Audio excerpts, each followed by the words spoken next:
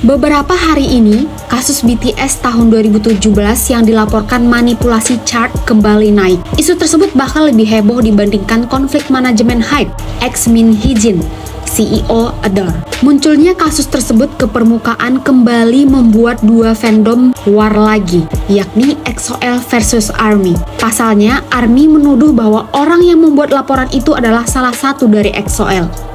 Namun ada isu juga bahwa itu merupakan pekerjaan salah satu ARMY yang mengadu domba kedua fandom.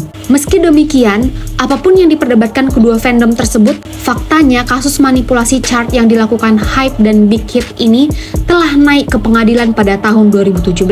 Pada tahun 2017, Pengadilan Distrik Pusat Seoul menemukan bukti adanya sajegi atau pemasaran ilegal yang dilakukan HYBE dan Big Hit Musik. Di persidangan, ada dua orang pelaku yang disidang. Pelaku utama telah dijatuhi hukuman 1 tahun penjara. Pelaku berinisial A mengaku secara terang-terangan bahwa dia dibayar oleh Big Hit untuk melakukan sajegi.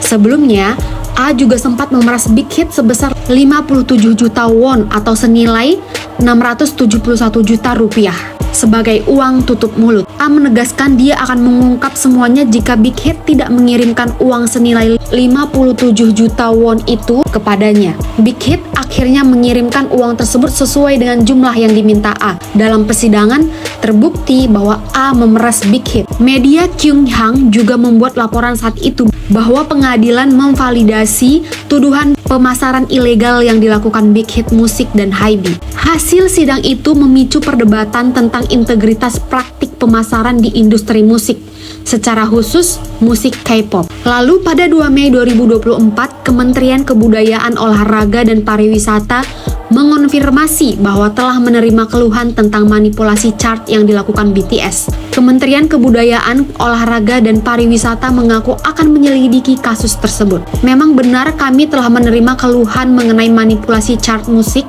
yang melibatkan BTS. Dan setelah meninjau keluhan ini di Korea Creative Content Agency, kami akan melanjutkan penyelidikan, ucap pejabat dari Kementerian Kebudayaan, Olahraga dan Pariwisata dikutip dari Daum. Mengenai hal ini, pengacara Noh Jung-eun dari firma hukum Presence menyatakan, pemasaran ilegal dalam kasus ini mengacu pada pemasaran manipulasi chart musik dan pengadilan memutuskan untuk menentukan fakta ini memang ada. Nah, pertanyaannya, apakah BTS tahu trik licik bisnis HYBE dan di Big Hit ini?